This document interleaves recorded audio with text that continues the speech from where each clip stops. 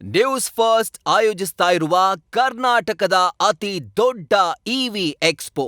ಇನ್ನು ಮತ್ತೊಂದು ಕಡೆಯಲ್ಲಿ ಡಿಸಿಎಂ ಡಿಕೆಶಿ ಬಣದ ಆಪ್ತ ಶಾಸಕ ಮಾಗಡಿಯ ಶಾಸಕರಾಗಿರುವಂತಹ ಬಾಲಕೃಷ್ಣ ಕೂಡ ಮಾತನಾಡಿದ್ದಾರೆ. ಸಿಎಂ ಯಾರು ಅನ್ನೋದನ್ನ ಹೈಕಮಾಂಡ್ ತೀರ್ಮಾನ ಮಾಡುತ್ತೆ, ಯತೀಂದ್ರ ಆಗಲಿ ಬಾಲಕೃಷ್ಣ ಆಗಲಿ ತೀರ್ಮಾನ ಮಾಡೋಕ್ಕಾಗಲ್ಲ. ಈ ರೀತಿಯಾಗಿ ಅವರು ರಿಯಾಕ್ಟ್ ಮಾಡಿದ್ದಾರೆ. ಅವರ ತಂದೆ ಮೇಲಿನ ಅಭಿಮಾನ ಪ್ರೀತಿಯನ್ನು ಅವರು ವ್ಯಕ್ತಪಡಿಸಿದ್ದಾರೆ. ತಮ್ಮ ಭಾವನೆಯನ್ನು ಯತೀಂದ್ರ ಅವರು ವ್ಯಕ್ತಪಡಿಸಿದ್ದಾರೆ.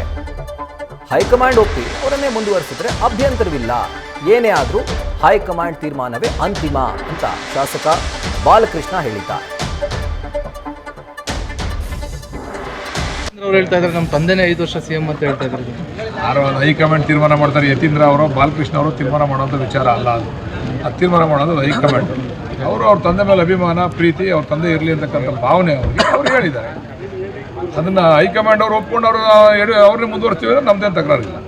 ಹೈಕಮಾಂಡ್ ತೀರ್ಮಾನ ಮಾಡ್ತಾರೆ. ಸರ್, ಈಗ ಸಿಎಂ ವಿಚಾರವಾಗಿ ಯಾರಾದ್ರು ಮಾತಾಡಿದ್ರೆ ನೋಟಿಸ್ ಕೊಡ್ತಾರೆ. ಅದೇ ಅವ್ರ ಮಗ ಮಾತಾಡಿದ್ರೆ ಯಾವುದೇ ಒಂದು ನೋಟಿಸ್ ಕೊಡಲ್ಲ ಸರ್ ಯಾರಿಗೂ. ದೊರೆ ತಪ್ಪು ಮಾಡಿದ್ರೆ ದೂರ ಇಲ್ವಂತೆ. ಅರ್ಥಾಯ್ತಾ? ದೊರೆ ತಪ್ಪು ಮಾಡಿದ್ರೆ ಇದರ ಕುರಿತಾಗಿ ಡೀಟೇಲ್ಸ್ ಅನ್ನ ಕೊಡ್ತಾರೆ ನಮ್ಮ ಪ್ರತಿನಿಧಿ ಹರೀಶ್. ಈಗ ಲೈವ್ ನಲ್ಲಿ ಜಾಯಿನ್ ಆಗ್ತಾ ಇದ್ದಾರೆ. ಹರೀಶ್, ಒಂದ್ ಕಡೆ ಶಾಂತವಾಗಿದ್ದಂತಹ ಸಮುದ್ರವನ್ನ ಕದಡುವಂತಹ ಕೆಲಸವನ್ನ ಯತೀಂದ್ರ ಸಿದ್ದರಾಮಯ್ಯನವರು ಮಾಡಿದ್ರ ಅಂತ, ಮತ್ತೊಂದು ಕಡೆಯಲ್ಲಿ ಹೈಕಮಾಂಡ್ ಮೌನ ವಹಿಸಿರೋದು ಈ ಗೊಂದಲ ಮತ್ತಷ್ಟು ಹೆಚ್ಚಾಗ್ಲಿಕ್ಕೆ ಕಾರಣವಾಗಿದ್ಯಾ ಅಂತ. ರಾಹುಲ್, ಬಹಳ ಮುಖ್ಯವಾಗಿರುವಂಥದ್ದು ತಣ್ಣಗಾಗಿದ್ದಂತಹ ನಾಯಕತ್ವ ಕಿತ್ತಾಟ ಗೊಂದಲ ಈಗ ಮತ್ತೆ ಜಟಾಪಟಿಗೆ ಎಡೆ ಮಾಡಿಕೊಟ್ಟಿದೆ.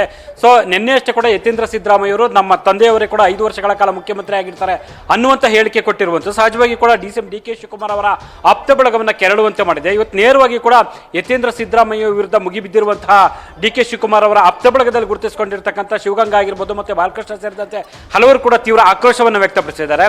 ಒಂದು ಹಂತದಲ್ಲಿ ಕೂಡ ಶಿವಗಂಗಾ ಅವರು ನನಗೆ ಹೈಕಮಾಂಡ್ ದೆಹಲಿಯಲ್ಲಿ ಇರುವಂಥದ್ದು, ಡಿಕೆ ಶಿವಕುಮಾರ್ ಅವರಿಗೆ ಯತೀಂದ್ರ ಅವರೇ ಹೈಕಮಾಂಡ್ ಆಗಿರ್ಬೋದು ಅನ್ನುವಂಥ ಮಾತನ್ನ ವ್ಯಂಗ್ಯವಾಗಿ ಹೇಳುವಂಥ ಒಂದು ಪ್ರಯತ್ನ ಮಾಡಿದ್ರೆ, ನನ್ನ ಓಟು ಸಿಎಂ ಸಿದ್ದರಾಮಯ್ಯ ಅವರಿಗಿದೆ, ಆದರೆ ಯತೀಂದ್ರ ಅವರ ಓಟು ಸಿಎಂ ಸಿದ್ದರಾಮಯ್ಯ ಅವರಿಗೆ ಇಲ್ಲ ಅನ್ನುವಂಥ ಮಾತನ್ನ ಮತ್ತೊಂದು ರೀತಿಯಲ್ಲಿ ಕೂಡ ಹೇಳುವಂಥ ಒಂದು ಪ್ರಯತ್ನ ಮಾಡಿದ್ದಾರೆ. ಹಾಗಾಗಿ ಈಗ ಅಧಿಕಾರ ಹಂಚಿಕೆ ವಿಚಾರ ಆಗಿದೆ ಅನ್ನುವಂಥ ಮಾಹಿತಿ ಕೂಡ ನನಗೆ ಸಿಕ್ಕಿದೆ. ಹಾಗಾಗಿ ಹೈಕಮಾಂಡ್ ಈ ವಿಚಾರವಾಗಿ ನಿರ್ಧಾರವನ್ನು ಮಾಡಬೇಕು ಅನ್ನುವಂಥ ಆಗ್ರಹವನ್ನು ಮಾಡಿದ್ದಾರೆ. ಮಗದೊಂದು ಕಡೆ ಎಚ್ ಸಿ ಬಾಲಕೃಷ್ಣ ಅವರು ನೇರವಾಗಿ ಕೂಡ ಯತೀಂದ್ರ ಸಿದ್ದರಾಮಯ್ಯ ಅವರು ತಮ್ಮ ಭಾವನೆಯನ್ನು ವ್ಯಕ್ತಪಡಿಸಿದ್ದಾರೆ. ಆದರೆ ಅವರು ಹೇಳಿಕೆಯಿಂದ ಪಕ್ಷಕ್ಕೆ ಡ್ಯಾಮೇಜ್ ಆಗ್ತಿದೆ ಅನ್ನುವಂಥ ಮಾತನ್ನು ಕೂಡ ಹೇಳಿದ್ದಾರೆ. ಹಾಗಾಗಿ ಯತೀಂದ್ರ ಸಿದ್ದರಾಮಯ್ಯ ಅವರ ಹೇಳಿಕೆಗೆ ಸಂಬಂಧಪಟ್ಟಂಗೆ ಈ ಕಿಚ್ಚು ಈಗ ದೊಡ್ಡ ಮಟ್ಟದಲ್ಲಿ ಕೂಡ ಉರಿಯುವಂಥ ಒಂದು ಪ್ರಯತ್ನ ಆಗ್ತಾ ಇದೆ. ಸೊ ಮಗದೊಂದು ಕಡೆ ಡಿಸಿಎಂ ಡಿಕೆ ಶಿವಕುಮಾರ್ ಅವರ ಆಪ್ತ ಬಳಗ ತೀವ್ರ ಆಕ್ರೋಶವನ್ನು ಕೂಡ ವ್ಯಕ್ತಪಡಿಸಿದ್ದಾರೆ. ಇನ್ನೊಂದು ಕಡೆ ಪರಮೇಶ್ವರ್ ಅವರು ನೇರವಾಗಿ ಸಿಎಂ ಸಿದ್ದರಾಮಯ್ಯ ಅವರ ಪರವಾಗಿ ಕೂಡ ಬ್ಯಾಟಿಂಗ್ ಅನ್ನು ಮಾಡತಕ್ಕಂಥ ಒಂದು ಪ್ರಯತ್ನ ಮಾಡಿದ್ದಾರೆ. ಯಾವುದೇ ರೀತಿಯಲ್ಲಿ ಕೂಡ ಹೈಕಮಾಂಡ್ ಮಟ್ಟದಲ್ಲಿ ಗೊಂದಲ ಇಲ್ಲ, ಹಾಗಾಗಿ ಸಿಎಂ ಸಿದ್ದರಾಮಯ್ಯ ಅವರನ್ನು ಮುಂದುವರಿಸಿದೆ ಅನ್ನುವಂಥ ಮಾತನ್ನ ಹೇಳುವ ಮೂಲಕ ಸಿದ್ದರಾಮಯ್ಯ ಅವರೇ ಮುಖ್ಯಮಂತ್ರಿ ಅನ್ನುವಂಥ ಮಾತನ್ನ ಗಟ್ಟಿಯಾಗಿ ಹೇಳುವಂಥ ಒಂದು ಪ್ರಯತ್ನ ಪರಮೇಶ್ವರ್ ಅವರಿಂದ ಆಗಿರುವಂಥದ್ದು. ಈ ಹಿನ್ನೆಲೆಯಲ್ಲಿ ಸದ್ಯಕ್ಕೆ ಸಿಎಂ ಸಿದ್ದರಾಮಯ್ಯ ಅವರು ಬಜೆಟ್ ಪೂರ್ವಭಾವಿ ಸಭೆಯಲ್ಲಿ ತೊಡಗಿಸಿಕೊಂಡಿದ್ದಾರೆ. ಮಗದೊಂದು ಕೂಡ ಹೈಕಮಾಂಡ್ ನಾಯಕರು ಯಾವುದೇ ರೀತಿಯಲ್ಲಿ ಕೂಡ ಇದಕ್ಕೆ ಪ್ರತಿಕ್ರಿಯೆ ಕೊಡದೆ ಮೌನಕ್ಕೆ ಶರಣಾಗಿದೆ. ಸೊ ಹಾಗಾಗಿ ಇದು ದಿನೇ ದಿನೇ ಯಾವ ಸ್ವರೂಪವನ್ನು ಪಡ್ಕೊಳ್ಳುತ್ತೆ ಅನ್ನುವಂಥದ್ದು ಕುತೂಹಲಕ್ಕೆ ಎಡೆ ಮಾಡಿಕೊಟ್ಟಿದೆ. ಆದರೆ ಸದ್ಯದ ಮಟ್ಟಿಗೆ ಇರುವಂಥದ್ದು ಹೈಕಮಾಂಡ್ ನಾಯಕರು ಬೇರೆ ಬೇರೆ ರಾಜ್ಯಗಳ ಚುನಾವಣೆ ಮುಗಿಯುವುದವರೆಗೂ ಯಾವುದೇ ರೀತಿಯಲ್ಲಿ ಕೂಡ ಈ ನಾಯಕತ್ವ ವಿಚಾರಕ್ಕೆ ಕೈ ಹಾಕೋದು ಬೇಡ ಅನ್ನುವಂಥ ತೀರ್ಮಾನಕ್ಕೆ ಬಂದಂತೆ ಕಾಣಿಸ್ತಾ ಇದೆ. ಅದರ ಮುಂದುವರೆದ ಭಾಗವಾಗಿ ಕೂಡ ಸಿಎಂ ಸಿದ್ದರಾಮಯ್ಯರು ಬಜೆಟ್ ಸಿದ್ಧತೆಗಳನ್ನ ಕೂಡ ನಡೆಸ್ತಾ ಇರುವಂಥದ್ದು.